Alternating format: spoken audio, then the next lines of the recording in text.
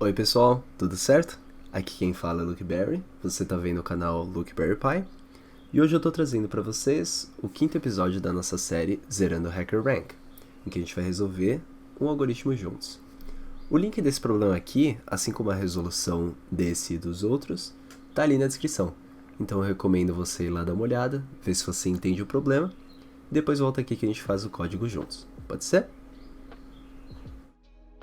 Então, esse problema aqui, ele aborda uma lista de números que podem ser positivos, zero ou negativos, e o nosso objetivo vai ser encontrar a proporção desses números para o total. Então, aqui tá 40, tá ponto 40, porque a gente tem dois números positivos, esses dois uns, e a gente tem 5 elementos no total. Então, 2 dividido por 5 dá exatamente 0,4, tá? Então, esse vai ser nosso desafio de hoje. Vamos lá. Então, inicialmente, eu acho que é bacana a gente definir que essa lista tem um comprimento, né? E a gente vai usar a propriedade length para isso. Então, se a gente puser list items, a gente pode fazer algo assim. Que já define, porque esse é o valor que a gente vai ter que usar bastante. Então, ao invés de ficar escrevendo array.length, a gente já põe isso numa variável bonitinho. Agora, vamos inicializar nossas variáveis de contagem de números positivos, contagem de zeros e contagem de números negativos.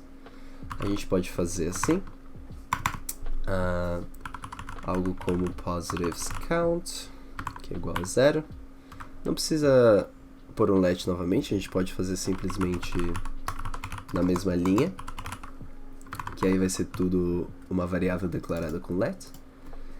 E também a gente quer um zeros count, né? Então o que a gente vai fazer agora? A gente já inicializou nossas variáveis, a gente vai percorrer essa lista e dependendo de qual for o número, se ele for acima de 0, ou seja, positivo, abaixo de 0, negativo, ou um zero em si, a gente vai incrementando cada uma dessas variáveis, dependendo dessas coisas, tá bem? Então, a gente vai percorrer essa lista usando um for. Vai ser bem simples. Ele vai começar em 0. Enquanto esse index for menor que o comprimento dessa lista, a gente vai incrementar ele em 1 a cada loop, tá bem? Vamos começar pelos positivos? A gente pode dizer, por exemplo, se um elemento da nossa lista no index i, que vai começar como 0, ou seja, vai começar no primeiro elemento, lembrando que o primeiro elemento de uma lista em programação é sempre 0 e não 1. Se ele for maior que 0, o que a gente vai querer fazer? A gente vai querer aumentar, ou seja, incrementar em 1 essa variável positives count, certo? Porque simplesmente a gente chegou na conclusão de que é um... eu usei vírgula aqui, por isso que ele tá vermelhinho ali, eu tava encarando. Tá. Ele é um número positivo, então a gente vai incrementar isso aqui em 1, né? Da mesma maneira, a gente vai acessar esse possível número e dizer que se ele for menor que 0, a gente vai incrementar o nosso negatives count, que simplesmente significa que tem mais um número negativo nessa nossa lista. Agora, a gente vai fazer esse caso para o 0. Então, se for 0, a gente só vai incrementar o nosso zeros count. Lembrando que todos esses começaram em 0. Tive que pegar uma entrega ali rapidinho, mas vamos voltar aqui para o raciocínio. A gente está basicamente incrementando umas variáveis, dependendo de o que um elemento dessa lista é ou não, tá? O que a gente tem que fazer agora? Ele especifica aqui, de maneira bem clara, que a gente quer 6 casas decimais, certo? Que nem nesse exemplo aqui a gente pode ver que tem 6. Então, a gente poderia fazer algo como positives ratio, tá? Ratio é só razão, proporção. Essa função vai fazer sentido em breve. O que a gente vai querer fazer? A gente vai querer o nosso positives count dividido pelo list items, certo? Isso aqui vai dizer o quê? Para esse exemplo aqui, por exemplo, a gente tem 2 itens positivos, esses 2 uns, e a gente vai dividir pelo total de itens na lista, tá? Isso vai dar pra gente a proporção. Mas qual que é o problema aqui? Se a gente rodar isso, a gente tá sem retorno aqui, tá? Vocês vão ter que só confiar em mim então. Se a gente rodasse isso, a gente teria 0.4. Só que o problema especificou que a gente quer 6 casas depois da vírgula. Como que a gente pode fazer isso? A gente pode fazer isso usando um método chamado toFixed, que ele até já sugere aqui. Isso aqui, se eu botar 4 aqui, o resultado seria 0.4000, ou seja, 4 casas depois do ponto. Então, tudo que a gente precisa fazer é pôr um 6 aqui.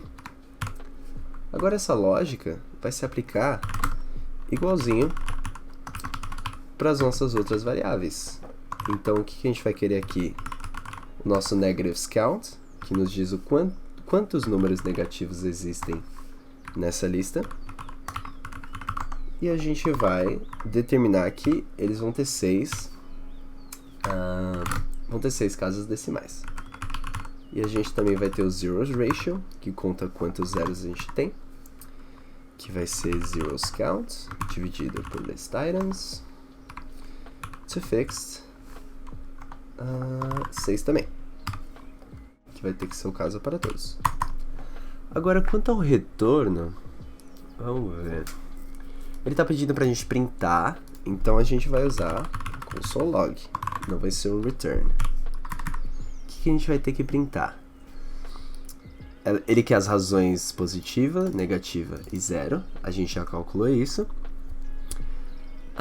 Olha que legal, ele fala que cada valor tem que ser printado em uma linha separada com 6 dígitos depois do decimal. Essa parte aqui é muito importante. A função não tem que retornar o valor, por isso que a gente só vai printar. Esse aqui ele explicou bonitinho. Como que a gente pode fazer? Em JavaScript, a gente pode declarar uma string com essas duas classes aqui.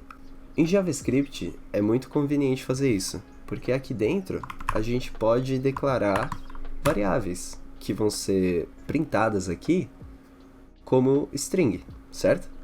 Então, se a gente fizesse algo assim, não é isso que a gente não quer a contagem de números, a gente quer realmente essa variável, que é a proporção para o total. A gente pode fazer algo assim. A gente já tem o nosso positives ratio, deixa eu copiar aqui mais 2 vezes. A gente também quer o nosso negatives ratio, né? E o nosso zeros ratio. Tem um detalhe aqui que vai fazer com que isso aqui seja errado. Ele quer que seja em uma linha separada. A gente vai usar uma combinação de caracteres que é assim em JavaScript, acredito que em muitas outras linguagens, que é o /n. /n, em Python também, ele simplesmente leva para uma nova linha. Similar a quando você aperta Enter em um post do Twitter. Então, a meu ver, isso aqui deve dar certo. Vamos fazer o primeiro teste? Wrong answer. O que eu fiz de errado aqui? Olha um detalhe.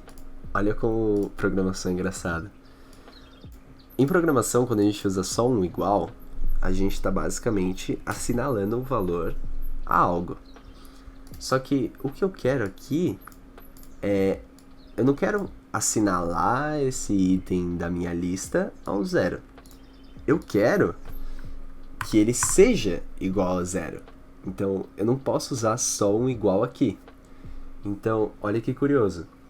O ratio de 0 ficou 0.0000. O que diz, nenhum número nessa lista é 0.